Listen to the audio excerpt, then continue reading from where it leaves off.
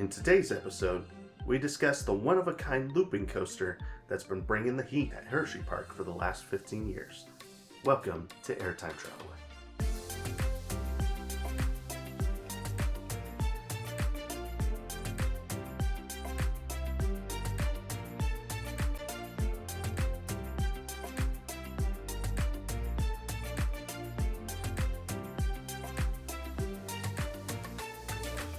Hello, everybody. Welcome to the Roller Coaster History Podcast. You are listening to Airtime Traveler. My name is Nathan Grace, and as always, I am joined by my wife and lovely co-host. Hello, my name is Haley Grace. And thank you for tuning in to episode 13 of the podcast.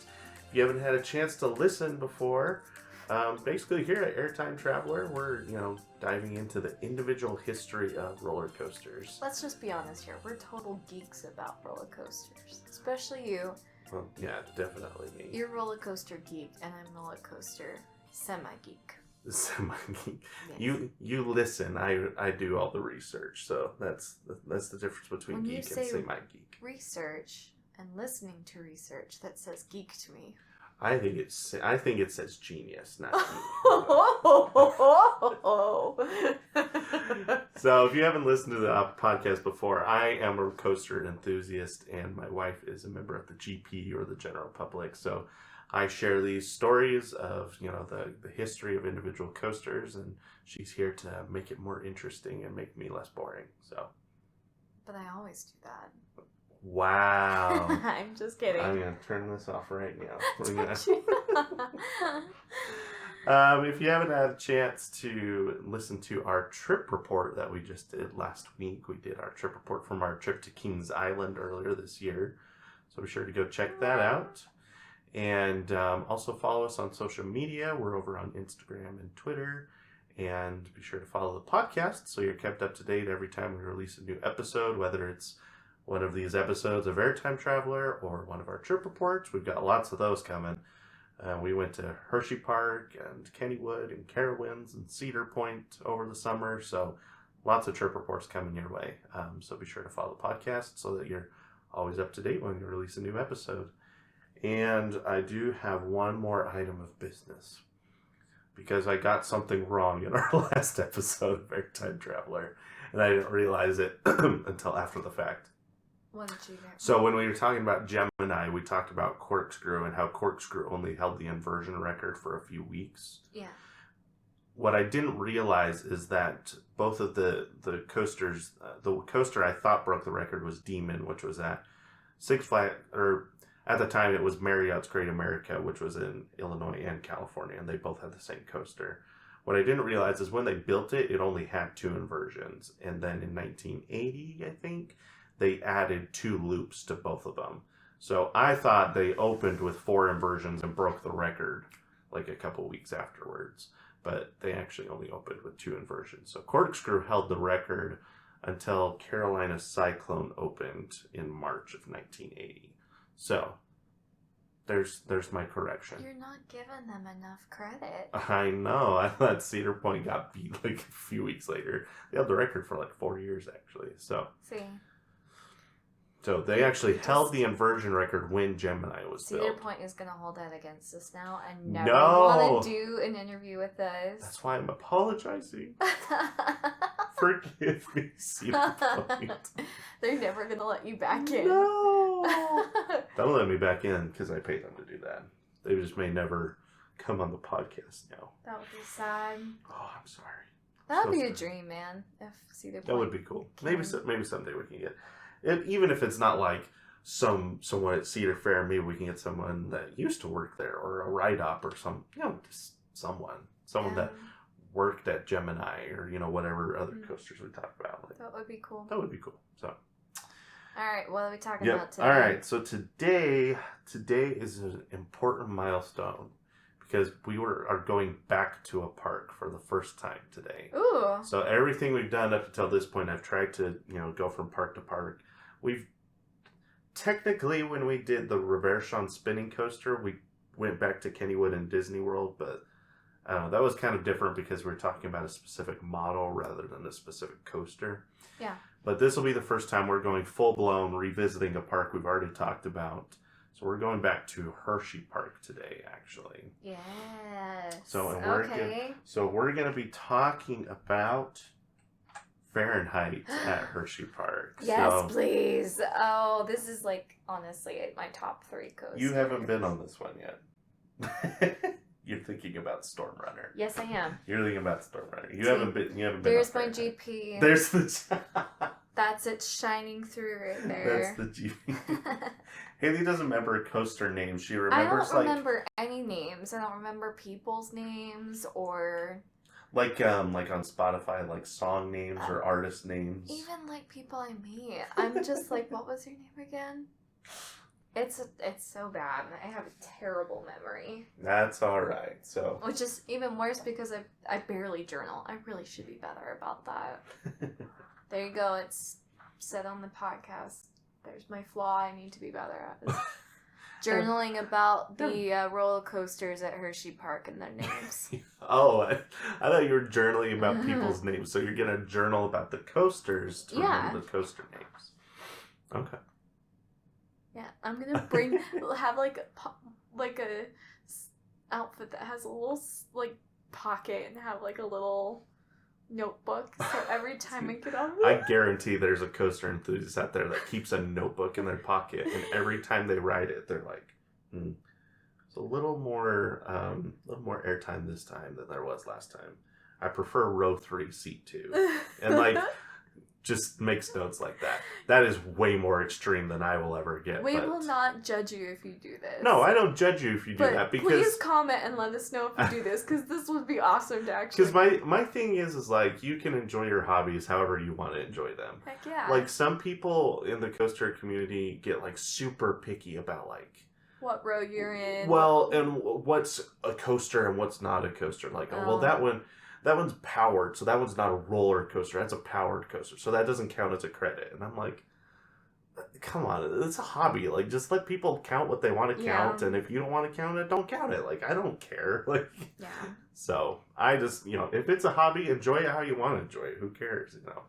If it was a competition, that's different, but it's not. So right. Yeah. Anyway. So, Fahrenheit at Hersheypark opened in 2008. It debuted at number 46 in the Golden Ticket Awards. So, not bad, not great.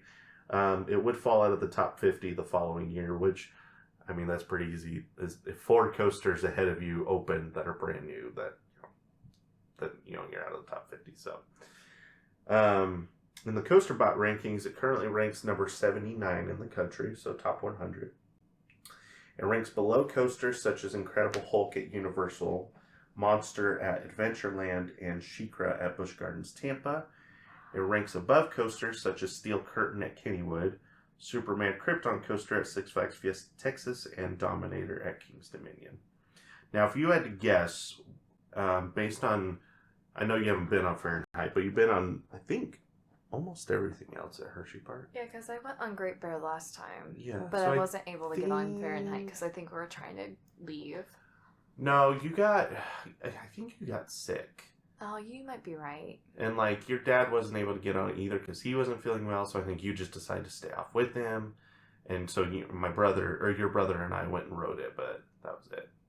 So, and the time before that, you were nervous to ride it because of your vertigo and how many times it goes upside down. So, just both times it just didn't quite work out. But I think you've been on everything else at Hersheypark. So, I think you're right. Based on that, where do you think it ranks in the CoasterBot rankings, at least? So where's it at again? Like according to this? So it's number 79 in the country.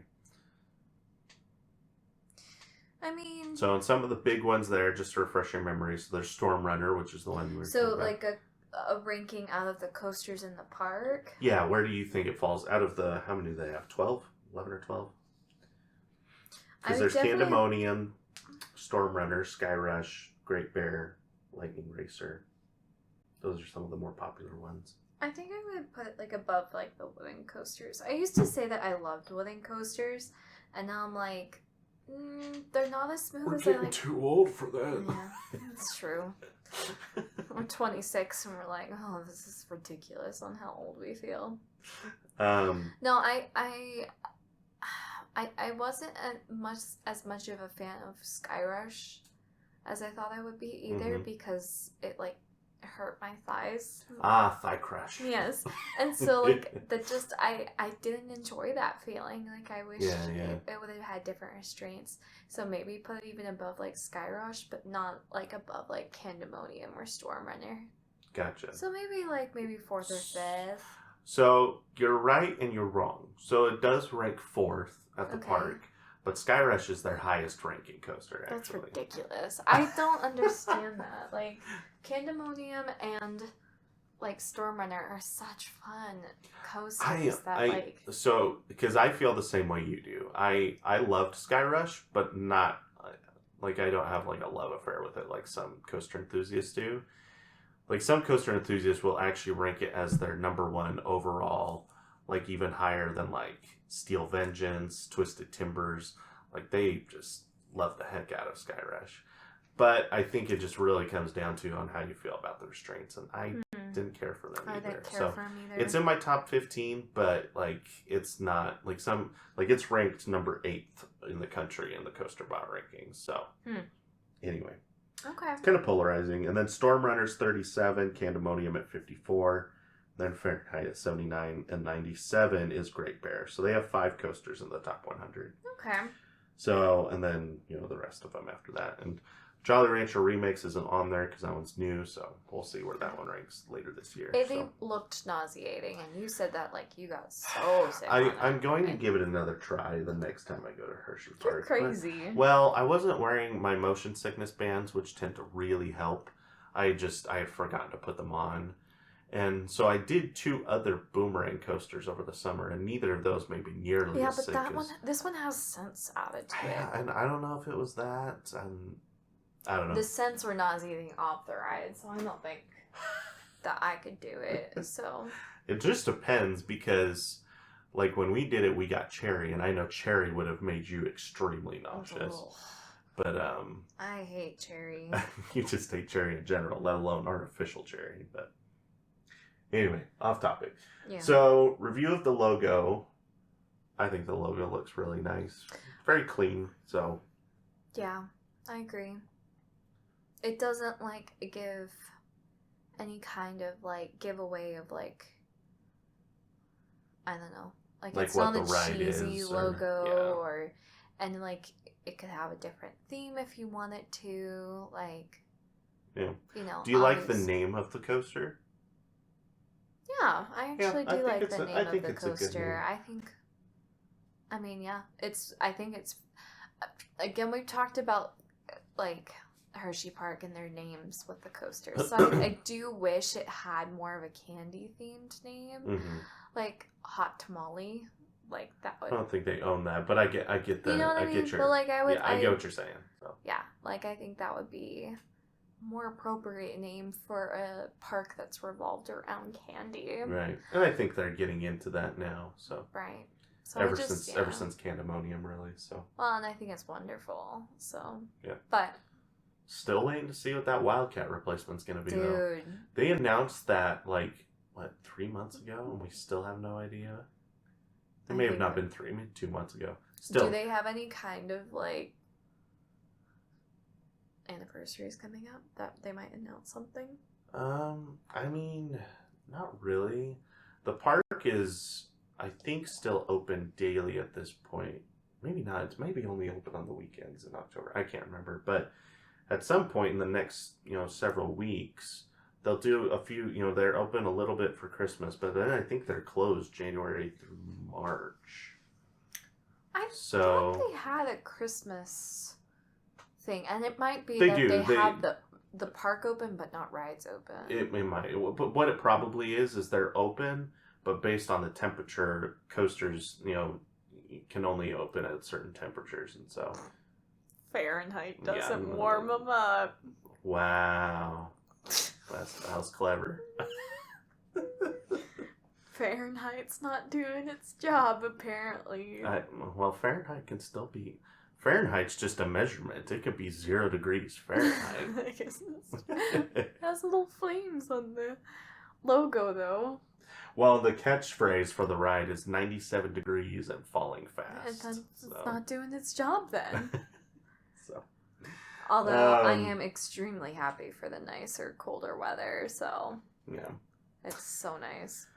So, here's the ride entrance. They have several signs, actually. There's like one above the entrance, there's one above the station, and then there's one on like the backside of the station, like as you're walking, because it's like in a corner. I noticed that. Like, it was, I never knew where the entrance was to this ride, like, because there were so many different signs for it, so.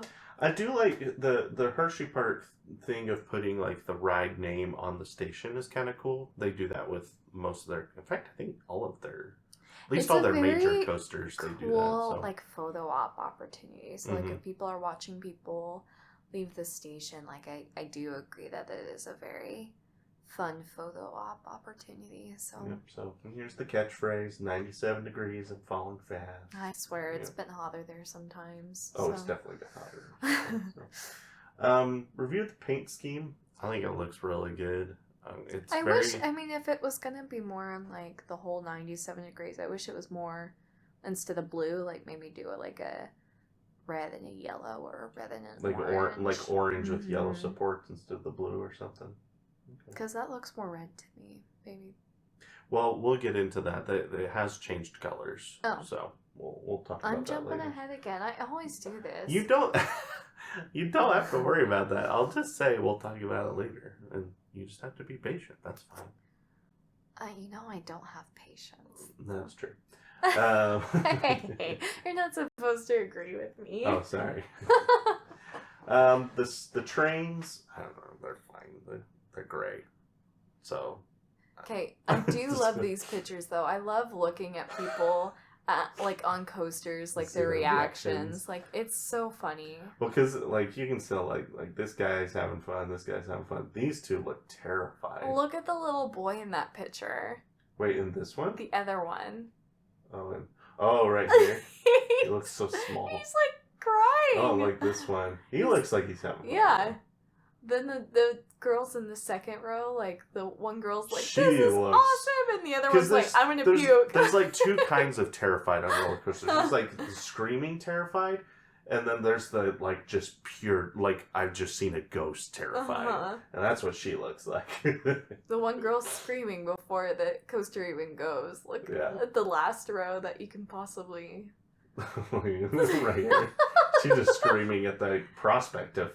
Do you remember? Oh my goodness. Okay, so it was at Cedar Point. We were going on, I think it was Millennium Force, and someone was screaming like the entire way, like up there. I don't remember that. Oh I remember God. there was It was either Millennium Force. It was a ride that we went on, and like someone was literally screaming like bloody murder, like, please get me off this ride. I remember watching Valraven, and there was someone that screamed like the whole, like we weren't on it, but there was someone that screamed like the whole way up the lift hill, and I was like, they're terrified already. That's dedication to scream all the way up the hill. Yeah. I screamed whenever it tilted me down, but I think that was What? You didn't know it stopped before. I seriously, like, with my whole your heart. biggest fear is getting stuck on a roller coaster. Like, with my whole heart, I seriously, because I wasn't watching it before, like I got on it. Like, I just kind of was like, I don't know. Like, you pay attention to those things. I do not. Well, and I know what model it is. Well, like, I know exactly what to expect. So, like, when I got on I watched I was POVs like, oh, this, like, 8 looks times like a lot of go. fun, like a little dip in the thing. I was like, this actually looks like a really fun ride. And then we get on it, and it gets, like, quote-unquote, stuck. I freaked. I was like, I almost started crying. Like, I was truly terrified. And then when it dropped, I was, like, cursing your name. I was like, I hate you. Didn't do that. You had fun once it dropped. It was a lot. Once it dropped, you were like, oh, okay, that was supposed to happen. And I said that was like one of my favorite rides because it was just so unexpected. But if it did get stuck like that, then I would have killed you. Because because that ride and this one are kind of similar in the idea of, like, this one has a beyond vertical drop, but Valraven is just 90 degrees. Yeah.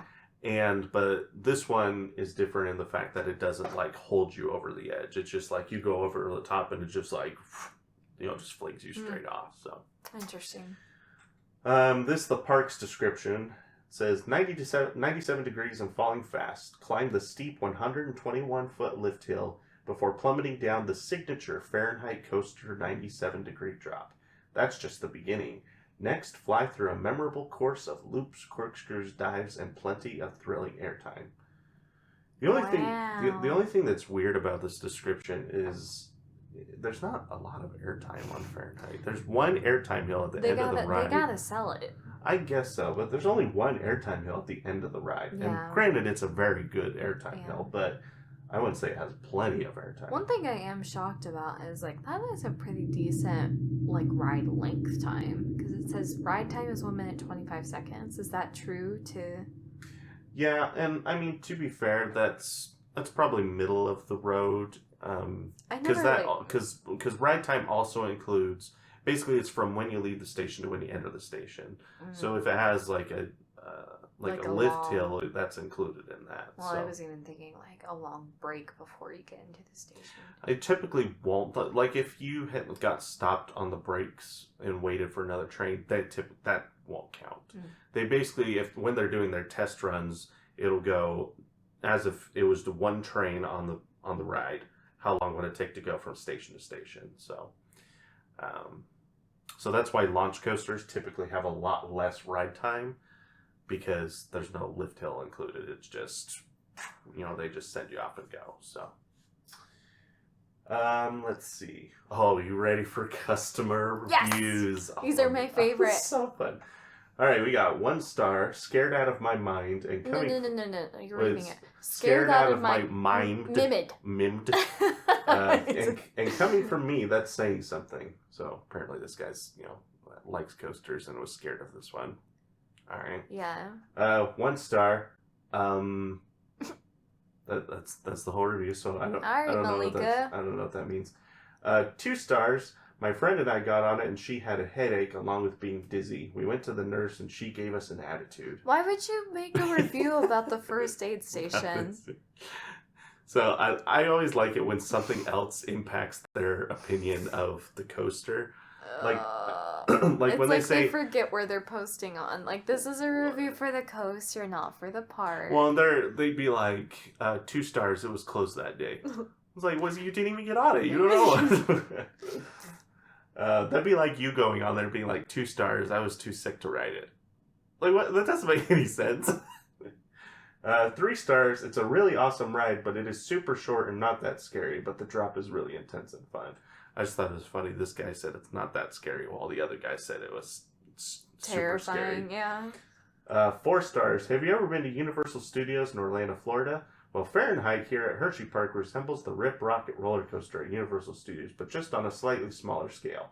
However, the Rip Rocked does not loop or corkscrew, and the Fahrenheit does. Yet the Fahrenheit, I do believe, has a shorter height drop than the Rip Rocket. Try it out, you decide. Though it is an awesome coaster, I gave it a 4 out of 5 only because I thought it should have a better airtime drop, but it still is awesome. Whoa, okay. There's not really a whole lot of similarities between Rip Ride Rocket and this ride. The only thing I can think of is they both have a vertical lift hill. That's pretty much where the similarities end. Because this thing goes upside down 6 times, and Rip Ride Rocket goes upside down 0 times. Yeah. And that one has music. This one doesn't have music. Rip Ride Rocket again? No. Will they try Fahrenheit? Yeah. Yeah, we'd probably try Fahrenheit. Yeah. So. I would not get back on There's not 6 brake runs on Fahrenheit. I still get not like dizzy thinking about all those brake runs. 4 stars, the orange drop. I have never, in all of the research I did for this is the only person on the internet that called it that. That's what you can name it. You can name it the Orange Crush. Orange Crush? Well, they don't... Like the Fanta. Like they'd have to some type of licensing deal with that. It was a little better when they would stall you at the top in the drop. So I'm curious. I couldn't find this out for sure, but he makes it sound like it almost sounds like a Valraven. Well, it used to stall at the top and then go, but I've never experienced that, so I don't know. But overall, this is a good coaster. It's great for first timers. I'm not first First timers timers of for what? what? Yeah. First timers of First timers for the beyond park? vertical drop. I don't know. The whole ride takes less than 4 minutes to return to the station. 4 minutes is a long time. Pretty much every roller coaster is less than 4 minutes. This is also less than 2 minutes, so... Yeah, it has the description. Has enough swoops and whirls to knock those fears out. What does that mean? Andrew, you've got some interesting reviews here, buddy. I put this coaster in the top 4 in the park and top 20 in the entire Northeast. It's very specific. Okay, I have park rankings and overall rankings. I do not have regional rankings. He's the guy that has the notebook in his pocket. Hey, it might be. This might be our guy. 4 stars. I like this ride, but I was screaming so much because that drop made my whole stomach drop, and it was a weird feeling. I'm pretty sure most people have this feeling, especially going on roller coasters like these. I feel like since I went on this one, I can do any roller coaster no matter how terrifying it is. Alright. Maybe. 4 stars. It was fun, but it sent my anxiety through the roof, and I couldn't ride another roller coaster. LOL. Very fun, though. But it's... I don't understand this review. Has no Did you like it or not? I gave it a 4-star review, but I don't want to go on any other roller coasters. It's like, it was fun, but I hated it. But it was fun. I'm confused. Bipolar much? 5 stars. I didn't ride this in the morning while at Hersheypark. I honestly was too afraid. And when I finally mustered the courage to go on, everything was closed because there was a thunderstorm coming. So never got the chance to go on. Great looking roller coaster, however. Definitely looks very thrilling. Sure, it is a lot of fun. 5 stars. Never rode it. 5 stars. Okay. This is you just literally said this. That, like, people, like, make a review not even going on it. Well, let me take a picture. The only this time... is aesthetically pleasing to me. I'm going to give it a 5-star. Oh my gosh. 5 stars. The great part is the conductor. The conductor? That's not what they're called. Great guy. We also stood in line with a genius, fabulous woman and her son. Why would you What is happening? What are we talking about? These are so great. Stood in line Please tell me that with you like this. With a genius, fabulous woman and her son. I have no idea what's happening right now. I want to be in line with these. This guy has left 195 fabulous reviews. I kind of want to read all of them. What if that's her husband? He's just Stood in trying line to with a get genius, the fabulous. trying to get the brownie. Hey, honey, points. look at this review I left for the ride. I did this. Happy review. anniversary. Oh my gosh. Wow. What? And my favorite, 1 star. This is a horrible place to get your nails done. What? When I asked for acrylics, they refused me service and said to leave. All I wanted was to get my nails done. Wrong. Oh my gosh. This is my favorite one. This is a new TikTok trend. Let's try and paint your nails on a roller coaster and see how it goes. I find it hilarious when people leave trends? a review in just the completely wrong spot. Have you ever seen those trends on, like, TikTok or, like, social media where they have to, like, hold the cup of water while riding a coaster and see if they can try and get it to not I haven't seen spill? that, but I have seen eating on a roller coaster. Like, they have, like, a sandwich and they have to eat it. I'm giving you homework now. Oh, wow. All right. You need to go look up the videos of, like, people trying to hold a cup of like water. a bottle of water or a cup of water, like, riding a roller coaster, and they have to, like, try and prevent it from spilling on them. But they are so funny because all this water's like but it's just like they're trying to, like, maneuver the cup of water, the bottle of water that not I've spill. seen drawing. I've seen like eating a sandwich. Yeah, I've seen a couple different ones, so that's interesting. All right, so with that in mind, let's talk about the history of Fahrenheit. So that's a lot of pages of history, babe. Yeah, well, we may not get to all of it. We'll see. So, well, one of these we already went through. So, all right. So let's go back to 1988.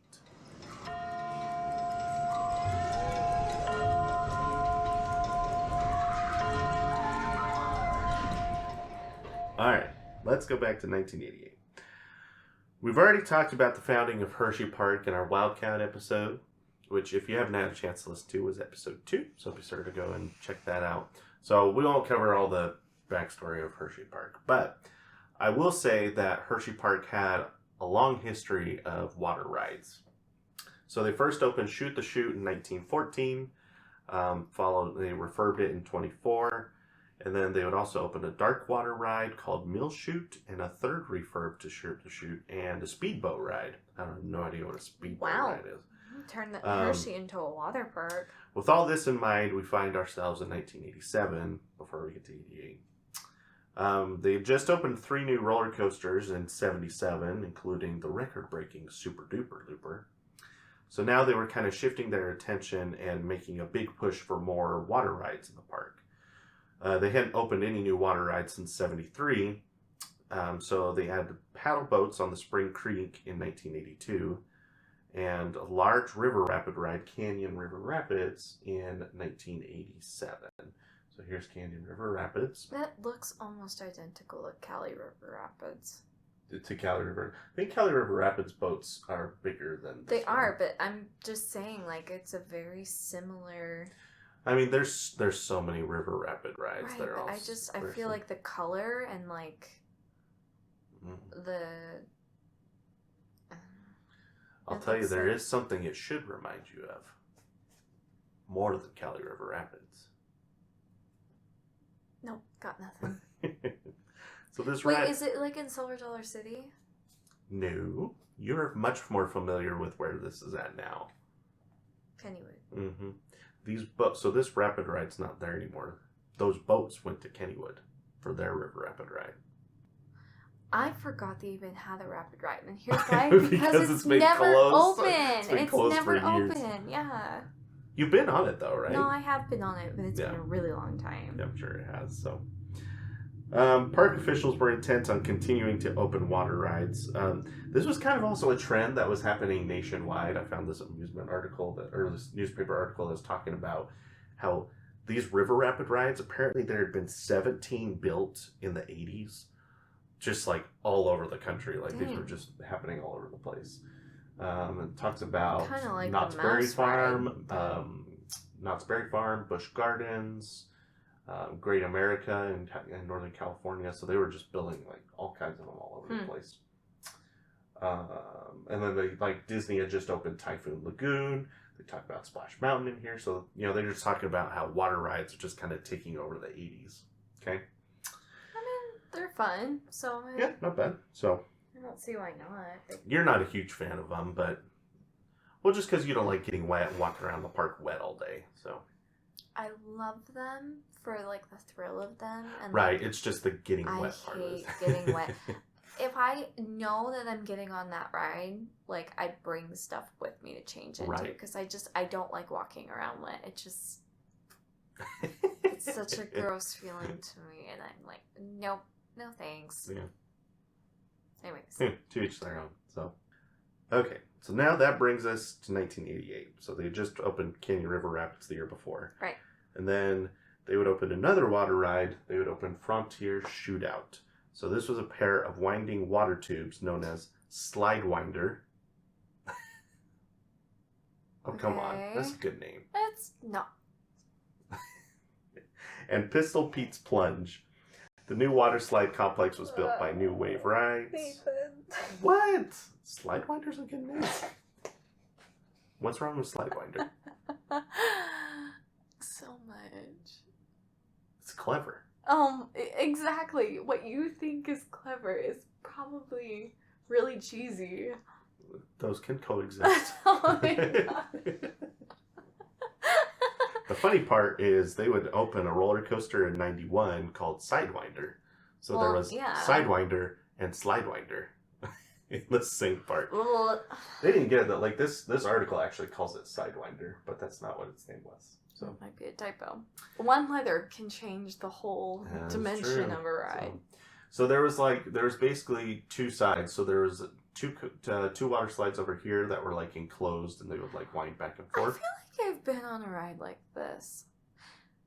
I'm curious about, there is a park like a water park in Pittsburgh that's owned by Kennywood, and I think it's called something castle. Sandcastle. Yes. And I think they have almost an identical ride to this, where it's like the fast one is on one side. Well, I mean... And then the slow one's on the other. Water slides are a dime a dozen, and they're all very similar. So this one you would actually ride on a raft.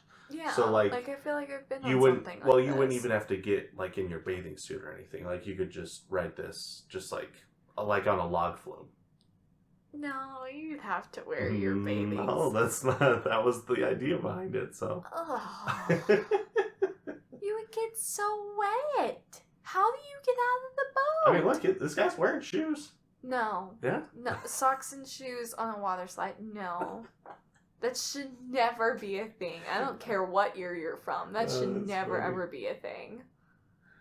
I'm sorry. I have to take a minute and, like, compose myself of walking around with socks. We're going to be talking about a lot of water rides. Soggy socks? Gross. So then this side... Did they have to wear shoes on that side too? I don't think. Well, I don't think they had to wear shoes. I'm just saying you could. No. I don't know. Anyway, I don't know about this side, but this side was much tamer. Like it was just like a little, couple drops down. So this was like the tame side, and this was the more thrilling side. That was the tame side. That looks faster. Well, I mean, this one's just kind of a straight drop down, where this one's winding and turning and enclosed. So. Okay. So, actually, I'm not positive which one was which. Oh, yes, there it is. It says, so Slide Winder was this side, and Pistol Peach Plunge Chutes was on this side. Okay? Mm-hmm. Actually, now that I look at it, it does say that this side was faster. That's what I'm saying. So it's this like one was faster. So I guess this one was faster, but then this one was longer, and Yeah. So, whatever your preference is. Say, like... Funny story. While I was doing the research for this, was there anything from this article I wanted to point out? I remember over here. So it talks about Frontier Shootout is next to Canyon River. This is weird. Recently, the line for plunge was 27 minutes long. Okay, they don't post ride times in that kind of increment. So this was literally, and this is 1988. So this guy has a stopwatch. And is in line timing how long his wait was with a stopwatch. Put it in his pocket. That is hilarious. He takes because then again it says to a whole new level. The line for Slide Winder was 23 minutes long. The ride lasts no more than 25 seconds, so he had to stop the stopwatch, get on the ride, start it again. I mean, the rides for the ones for the rides, you could say like you could time it watching people, but waiting in line, yeah, you have to time that yourself. Yeah. That is really funny. So I found this vintage Frontier shirt, Frontier Shootout. Frontier Shootout shirt. Found this shirt on eBay, which is totally random. All right, so I guess they sold shirts and someone kept it and sold it on eBay. You know what we should have done though, is we should have bought shirts for Top Thrill Dragster. We would have made bank. I'm sure a lot of people have them though. I think we would have made bank. Maybe in 50 years we would have made bank. Yeah. You've hung on to shirts for like 10 years. Yeah, but I wear them, and then they're not worth anything. Well, I guess that's true. So, this was selling for $50. It's in mint condition. I don't think it's in mint condition.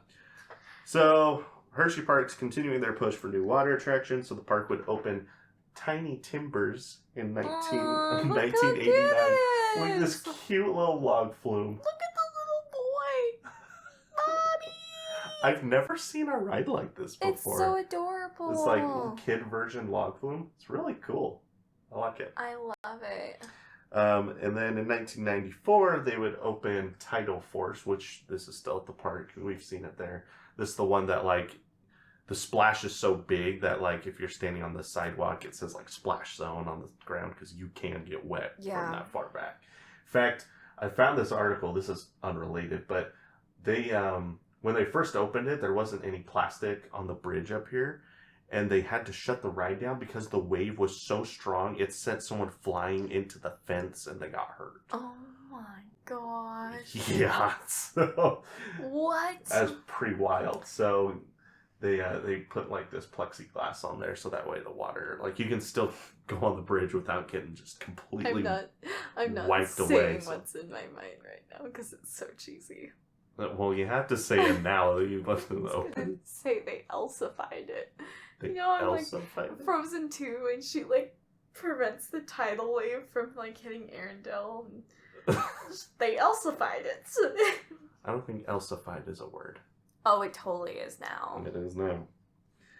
Alright, after the completion of Tidal Force, the park seemed content with their collection of water rides and shifted back to roller Well, I would coasters. hope so. They had like what, 16 different water rides? No, you said you said that they opened like a lot of water rides throughout the country. That's where I'm getting that number. Yeah, that was countrywide. So in 1996 they would open Wildcat, which we've talked about. So here's a park map from '96. So you can see here's Wildcat here, Tidal Force right next to it. Here's the River Rapid right here, and then here's Slidewinder and Pistol Pete's. So kind of all these water rides, kind of one little section here. They also had Coal Cracker, but that's way at the back of the park over here. And then I think Tiny Timbers, that tiny little, I think that was kind of with the kiddie rides rather than being with the water rides. So, which makes sense. Yeah. Let's see. And then they would open Great Bear in 98 and Wild Mouse in 99. And then in 99, they also would refurbish the Frontier Shootout and they would rename it Western Shootout. So this is after they refurbished. Why would they rename it to just Western? I really don't know because they kind of mean the same thing, don't they? That's what I was Western gonna and Frontier. say. Western So Frontier. they renamed the actual slides too. So they renamed it. Oh, what did they rename it? Winding Rivers and Straight Shooters. Get it? Because this one's the straight one and that one's the winding one. That's not that clever. I'm not impressed with these names. Come on. Stop judging them on their names, Nathan. Well, I'm getting us content. What else are we going to talk about? Okay. The paint job? That's a mighty fun paint job. I love the blue and the green. And It's the other multiple blue shades and of the other green. blue. It really pops against the gray sky. Yeah, that's not a nice day that they took this picture. The only other thing I noticed is they enclosed these ones. I'm not sure why they made that decision, but I mean, I would rather get on the enclosed ones than the ones that were open. So. Really? Oh yeah. Like you just feel more secure that Yes. way? Gotcha. Yeah. So, let's see. So the following year, in 2000, Carowinds would open a brand new water coaster named the Flying Super Saturator, which is this one would here. Suck. I would not go on that one. Why would this suck? I don't want to go on a roller coaster that people get to shoot water guns at me. Well, you get to shoot water at that too. We talked about, so the reason I bring this up is because a few years later, Hersheypark would open Roller Soaker, which we actually talked about in our Wildcat episode. So basically, it was inverted coaster, but you have like this thing that you can pull and it would drop water down on people that you passed over.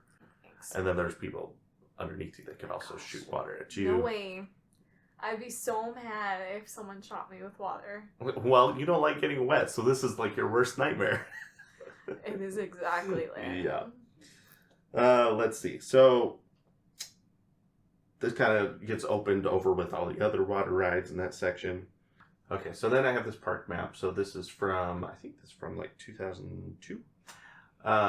So you can see they had opened Lightning Racer by this point. And then here's Tidal Force here, Canyon River Rapids, here's Roller Soaker back in the back, and then Western Shootout right down here. So they kind of have this, collection of water rides that they're putting together right here, all in one spot. Okay? Mm-hmm. Let's see. So after that, they shift their focus back to roller coasters and thrill rides. So they would add Storm Runner in 2004 and Reese's Extreme Cup Challenge in 2006. Now, at this point in the park's history, they're nearing their 100th anniversary in 2007. So they're trying to decide, they got to do something big for the 100th anniversary, right? That's a big deal. So ultimately what they decided was they wanted to build a water park, like an actual water park, like, people, can actually, get changed in your swimsuit, spend several hours at this water park. So on July 13th, 2006, park officials announced the Boardwalk, which would be a $20 million water park expansion to Hersheypark. 4.6 acres, would have 323,000 gallons of water. That's insane. That's a lot. And would have more than 10 new water slides, which is impressive. That's a lot of water slides. So, Boardwalk would be Hersheypark's most expensive investment to date and was scheduled to open for Memorial Day weekend in 2007. Which would do, the Boardwalk would open as scheduled in 2007. So here's another park map for that year. So you can see now with the Boardwalk opening, so here's Boardwalk right here, right next to all these other water rides that they've just opened, right? Mm-hmm. So they got tons of water rides available now. And with this, they would include they would have changing areas and lockers and different things so that you could change. And they included roller soaker and all these other ones as part of the water park. Because if you'll notice when you go to Hersheypark today that there's no bathing suits beyond this point or whatever. Well, they included all this in the water park. So that way, if you wanted, this would be perfect for you. You could wear your bathing suit on roller soaker and the rapid ride and the Western Shootout. That way you could get wet as much as you want and then go back and change and you could go back to the dry park. So, okay. So it worked out really well. The only problem is Western Shootout kind of became obsolete at this point because, before the Boardwalk opened, that was, the water slide complex. Now the Boardwalk is opened with more than 10 new water slides. And so Western Shootout's kind of over here by itself, and it's kind of, not being utilized as much as all the other water slides. And they're older, so they got better technology for water slides, and these ones are kind of old. So they would kind of become obsolete, and, they're not getting, not as many riders as they were getting on Western Shootout before that. So while all this is happening, Hershey had already been planning what their next coaster was going to be. So they had just built Storm Runner. Now they've built Fahrenheit. Well, we're getting there. They don't. If I just did the podcast as, in 2008 they built Fahrenheit, and it's been open ever since. Thank you for tuning into this episode. There's a little bit more that goes into it than that. That's what makes the show interesting. I make the show interesting. Oh. Well, then go ahead. What you happens told me next? I make the show interesting. Well, you won't give me the script. So, in 2004, they had opened Storm Runner, which was built by Intamin. And that had been a huge success.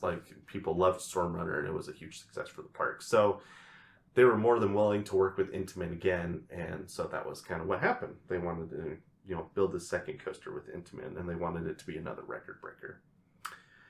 So, in the months leading up to the coaster's announcement, the Hershey marketing team would launch a really unique marketing campaign that I hadn't heard about, which was kind of interesting.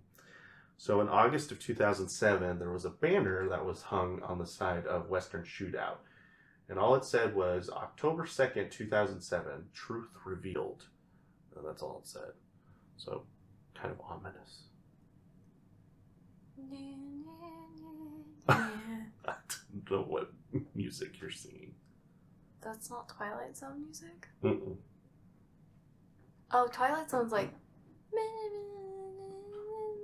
No, it's Batman. Oh my gosh. I told you I make this show interesting. So around mid-August... Someone discovered a website called, I have no idea how to pronounce this, Nantimi.com. I want to look. It's Nantimi. You want me to give you this script? No. There you go. That's how it's written. Nantimi.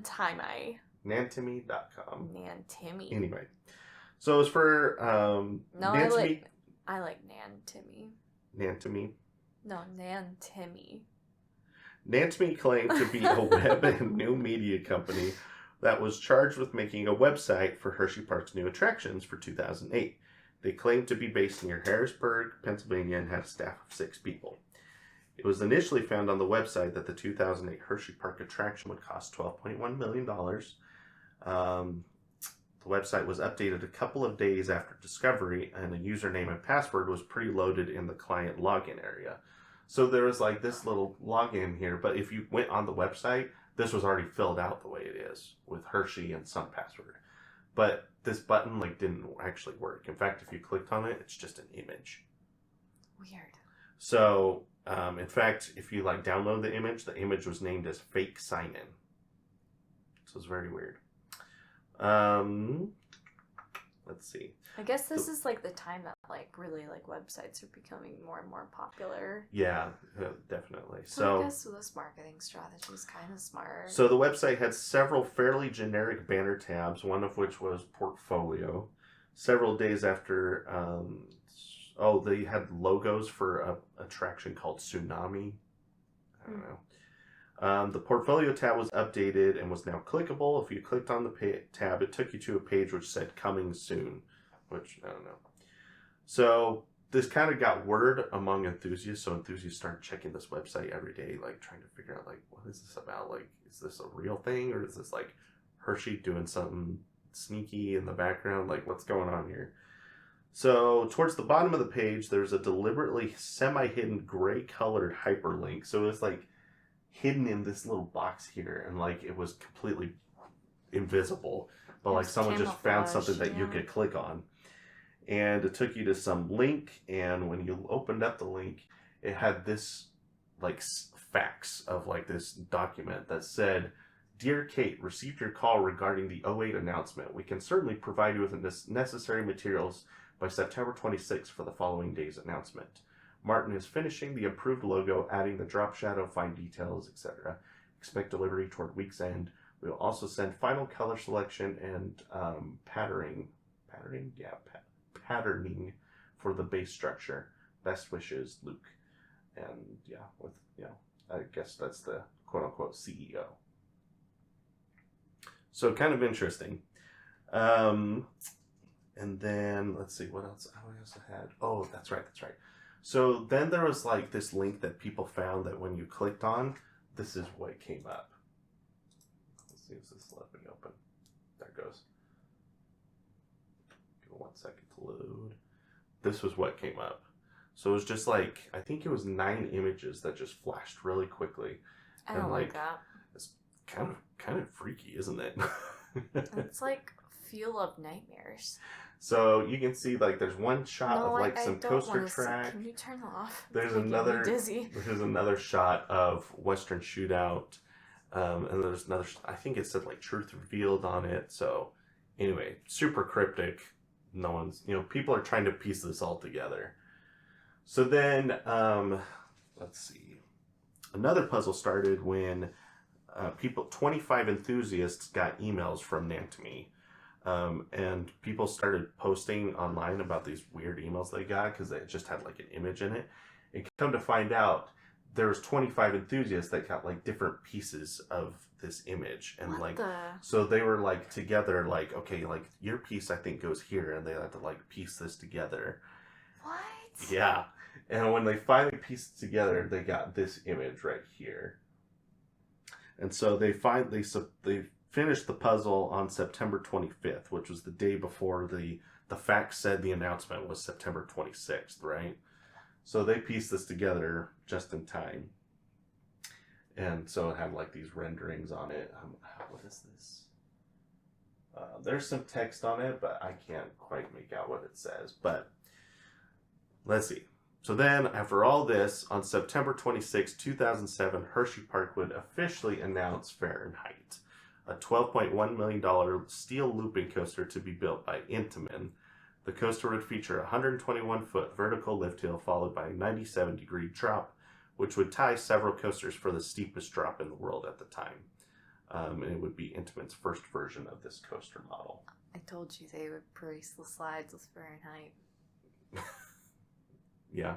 I told you. Mm-hmm. I was right. You were right. So here's an article from when they announced it. You can see they put the whole layout in here.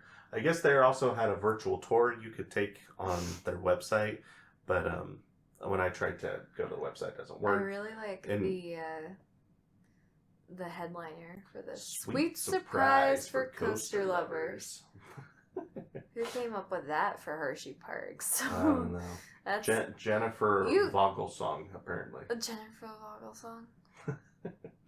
I just think it's funny that they use sweet surprise. Like, It's Hersheypark. well, that's what I was saying.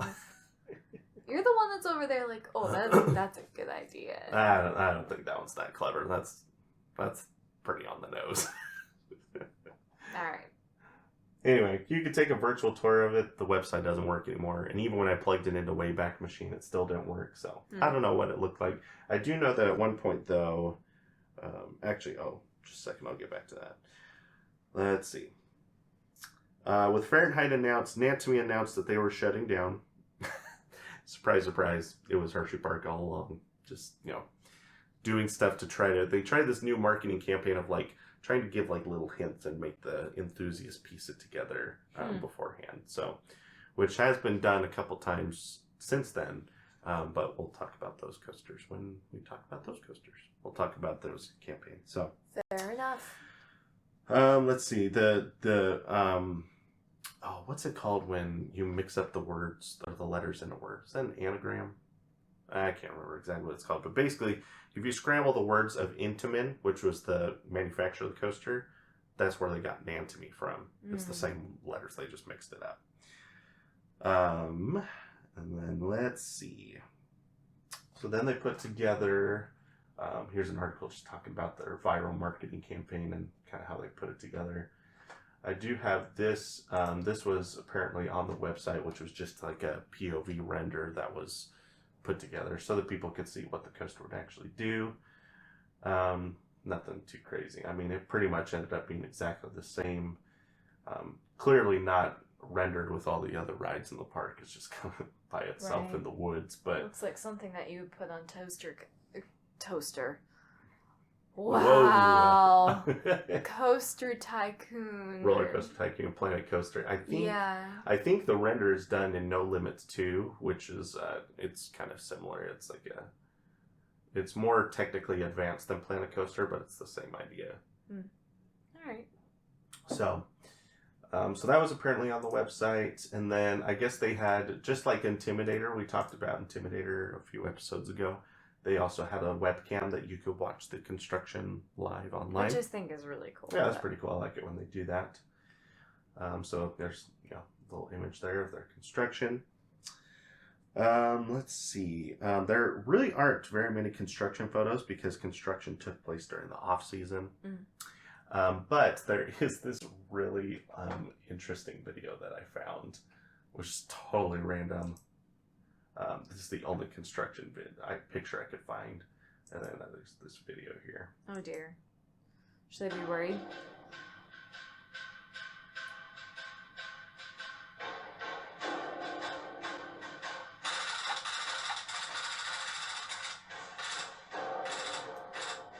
So for those of you watching, it starts out super intense with like a spy movie with typing and stuff. And then all of a sudden, it just switches into one of those old-timey videos where it has it's all grainy, and then there's no, you can't hear people talking. It just tells you in between the slides what's happening. Yeah, like an old 19th century. Looks like Mother Nature will have her way today. Basically this video is showing them topping off the. Hey, it's Gary Chubb. I have no idea who that is. Oh, Senior Director of Maintenance at Hershey Entertainment. Basically, this video was just showing, we won't, here, I'll mute it while we watch it now, because we don't need all the audio. But basically, this video is just showing them topping off the top hat. And so, but it was just, the weird they put the video together was just super weird. It was super intense, and then went to old-timey, and I mean, I don't know. And gotta love the movie world, man. I know, it's very strange. But anyway, so here's them topping off the lift hill, so pretty cool. Then it says heating up at Hersheypark. So I guess they actually, I don't know if they posted this on YouTube as an advertisement or something, but like there's some editing that went into this, so clearly it was meant to be some type of marketing something or other. So anyway, very strange video. After a relatively short 6 to 7 month construction, park officials began test runs in early May. Man, could you imagine them doing that on Tron? Yeah, 6 to 7 months, more like 6 to 7 years. Seriously. I found this article kind of interesting. It talks about how technicians and inspectors are currently completing 100 hours of runtime on Fahrenheit, located on the site of the former Western Shootout. So basically, they had to put 100 hours worth of ride time into it of testing time before they would clear it for people to ride. Is that normal? Do you know? I'm guessing that must be some kind of it's probably manufacturers determine that on their own how many ride hours they want to put in. So that must be Intamin's what they use. But then it also talks about goes through state inspection. The bolts are all retightened afterwards and typically retightened every day. Typically, the ride manufacturer has the liberty of riding first, so that's kind of cool. And then they went and talked about if we're not willing to get on this ourselves, why would we risk putting other people on it? So that's why they prefer to ride it themselves. So that way, once they feel it's safe, they will ride it, and then they can say, yes, we feel comfortable, other people can get on this. So that's pretty cool. I like the to kind of see the process of how they test the ride and make sure it's completely ready for the public. And then let's see. I just kind of want to show the area over time. So this was 1992 before. You can see here's Western Shootout right here down at the bottom, but none of this other stuff has been developed. It just looks like empty fields. So then you see a few years later, you start to get some of this midway section built over here. Here's Wildcat right next to the road in the parking lot over here. You can see here, Frontier Shootout, Western Shootout right here. So then in 2003, you get Lightning Racers over here. Tidal Force built right here. Here's Western Shootout right down here. Here's the River Rapids Ride, Roller Soaker up here. And then finally, 2012, so this is a few years after Fahrenheit was built, but you can see this is kind of where it sits now, where Western Shootout was, but all this other stuff. Some of the water rides are there, some have been taken out. The River Rapids ride was taken out and replaced with a wave pool, so that's where that's at now. And that's why the boats got sent over to Kennywood and are sitting at the Kennywood, doing nothing now. But it used to be on the River Rapids ride over there at Kennywood. So then opening day for Fahrenheit. So this was an advertisement beforehand. Heat up with Fahrenheit and cool down with the boardwalk. Okay, that's a good spin on words. Yeah, that's pretty cool. And they sit right next to each other, so it works. Yeah. So you have Fahrenheit as the the heat, and then you got the you can go cool down at the water rides next door. Fahrenheit and the boardwalk opened May 24th. I saw multiple people that said that the boardwalk wasn't open, it didn't open on time because of Fahrenheit's construction. But that doesn't make any sense because the boardwalk doesn't open till Memorial Day anyway, that's when these open. Yeah. So I don't know why they said that, but that was weird. All right, so winners from the Nantimi marketing campaign were invited to attend a private ERT event the morning of opening day. Fun. So I guess I'm not sure who the quote-unquote winners were. It must have been the 25 enthusiasts that put the puzzle together. That must have been what it was. That's my guess. I think that's probably what it was. Unfortunately, Fahrenheit valleyed on the first test run of the day. And there's actually video of it stuck, and when they got it unstuck, check it out. It was upside down. No. I can't. You don't even play it. I'm not kidding you. You can skip this. There's nobody on it. It was a complete empty train. And that's the problem, is when you put people on it, that makes it heavier, makes it faster. So when you run empty trains, you do risk this. So I won't play it since you don't want me to. But the construction crews basically came I will out never there get on it if you play it. So. Oh, I'm not trying to play it. Don't play it. There you go. But they basically have to come out there and send it on its way, and then it finished the course. So anyway, so that's opening day. So finally, Yikes. yeah. So I guess by 3 o'clock they got it freed. And then the winners, the ones that, were supposed to be there for ERT, they gave them tickets since, weren't sure if they were actually going to get to ride it or not. So that was nice of them. But the coaster finally opened at 4:15 that day. So on May 24th, 2008, Fahrenheit would open and continues to operate to this day. The ride experience is as follows. The train exits the station and makes a 135-degree turn to the right. The train then climbs the vertical lift hill of 121 feet. As far as I know, it's the only lift hill that has 2 chains. So instead of just having 1 chain, it has 2, so it locks in place twice. I guess as a vertical lift hill, it's just an extra safety precaution that they put in there. So if 1 chain broke, you'd still be fine. I don't know. Kind of interesting. After cresting the hill, riders face down directly at the ground and fall into the 97-degree drop. The train then ascends into a rare Norwegian loop. We'll talk about that in a second. Upon exit, the train dives down and to the left into a cobra roll. Following the cobra roll, the train rolls into 2 consecutive corkscrews and a bank turn to the right that goes under the lift hill. Exiting the turn, the train flies over a small airtime hill and through a low to the ground left bank turn into the final brick run. So now that the Norwegian loop that I was talking about, it's a really unique element. Basically what it is you'll go up, so you'll ascend, and then the train will invert before diving down to the ground in a half loop.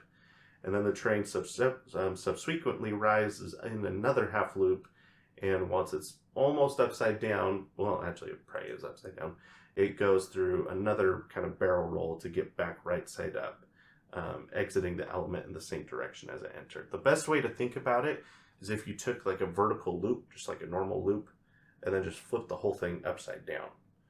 So instead it's... What's so bad about that? What? Look at this. This is what it looks like. So you just come... It looks like a pretzel. It does look like a pretzel. Some people call them pretzel knots. So you come up this way, and you just flip upside down, and then you're right side up going underneath. So this one like goes underneath this bridge. And then you come up and just flip right side up at the top here.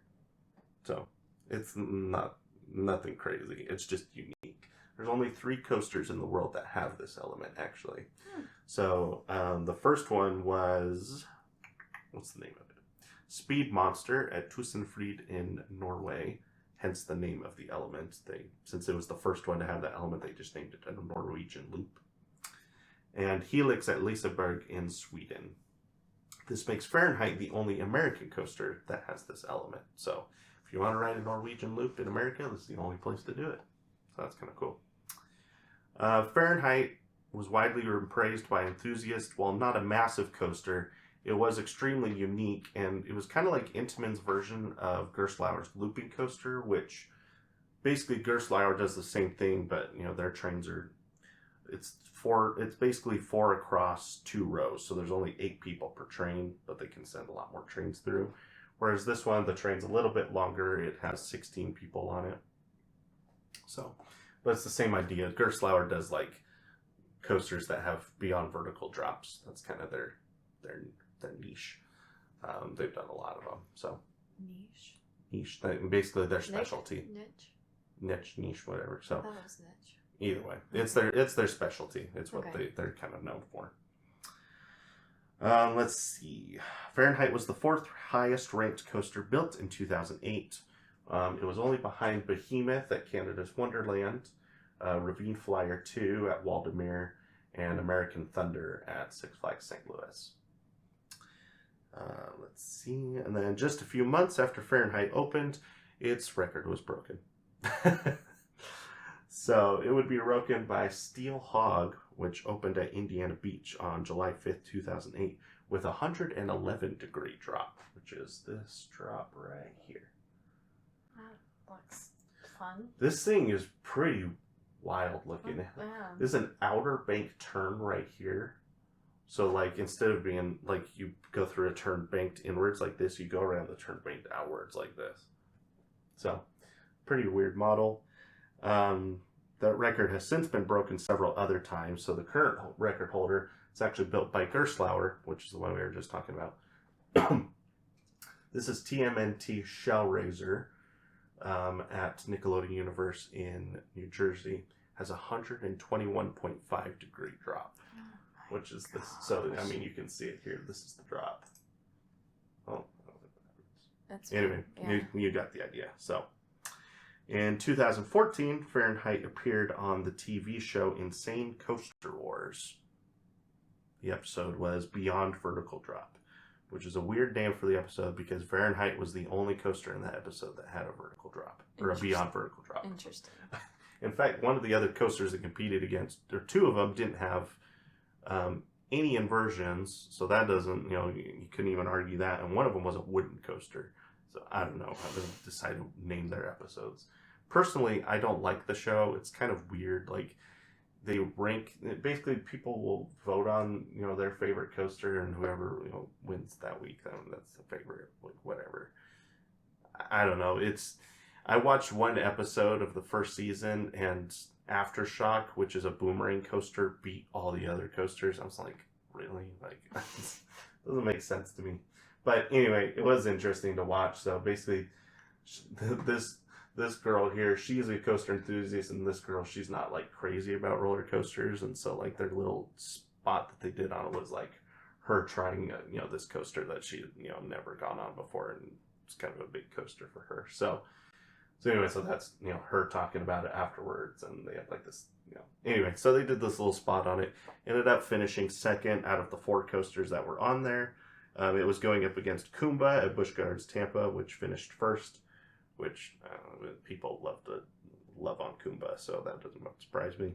And then White Cyclone at Japan's Nagashima Spa Land finished third, and Silver Star at Germany's Hersheypark finished fourth. I'd like to be a participant in this contest. To like vote on the coasters, or to like... Yeah, like to go ride all of them and then vote on them. It'd be cool. So, I mean, it'd be hard to do all 4 of them. That's the other thing that's weird, is like, if it's different people voting on these because different people live in different places. Right. Like, I don't know, it just doesn't make sense to me. But anyway, it was on there. We'll get some extra publicity out of it, and the spot they did on was pretty good. So, originally, as you can see here, and I think I have another picture actually, but when Fahrenheit opened, it had these hard plastic restraints on it, which look horrible. They look really uncomfortable. They look so uncomfortable. And like you can kind of see how they, how they looked here. Fortunately, in 2016, they replaced the hard restraints with the new soft fabric restraints.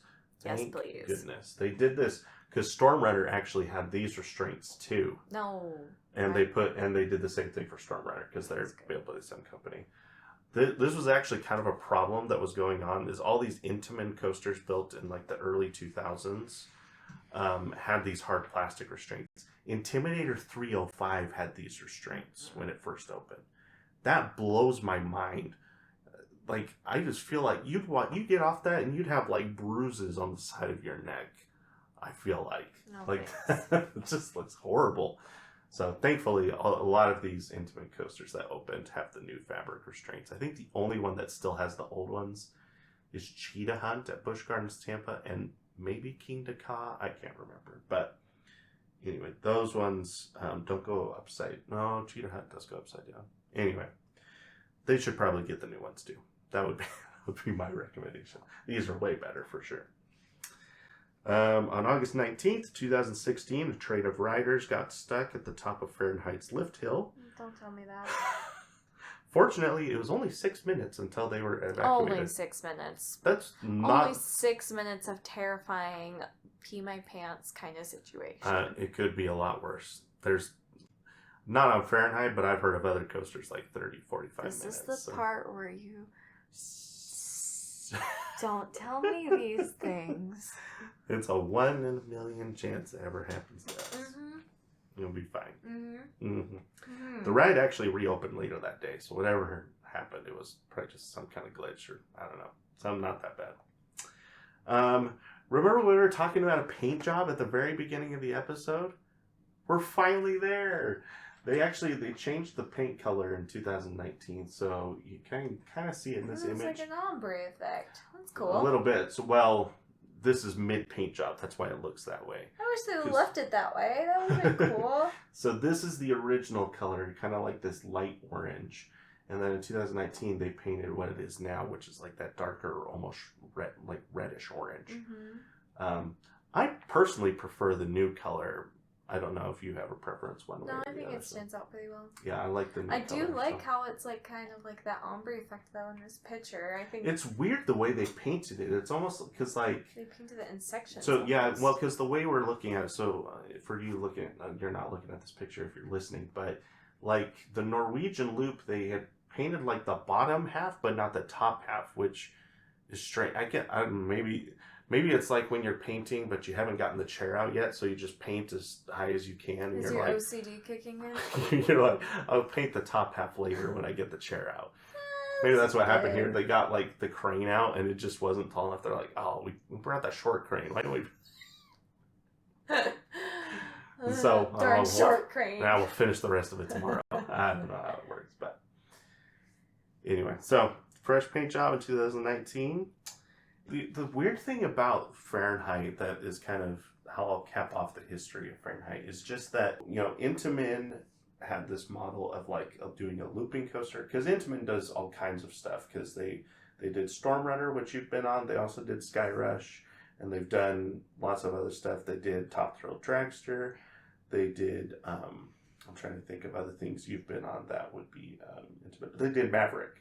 So, they've done all kinds of stuff in the industry. They're very popular. They've done lots of great things that are, constantly raved about by enthusiasts. They did Millennium Force. So, lots of things you've been on have been built by Intamin.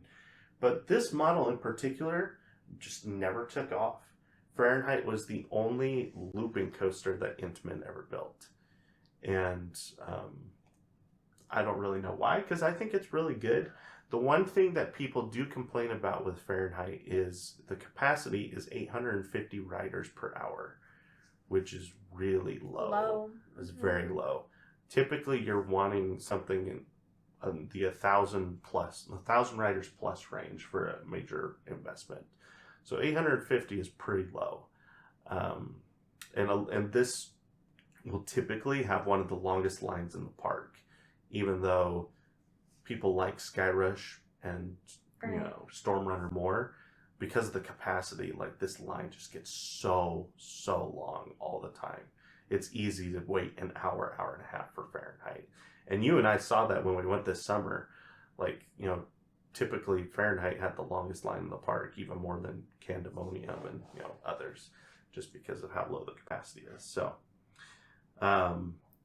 but yeah, so this model just never took off, and it's the only Intamin looping coaster that has been built to this day. So it's very strange, but continues to be one of Hersheypark's most popular coaster after almost 15 years, and is continuing to thrill guests to this day.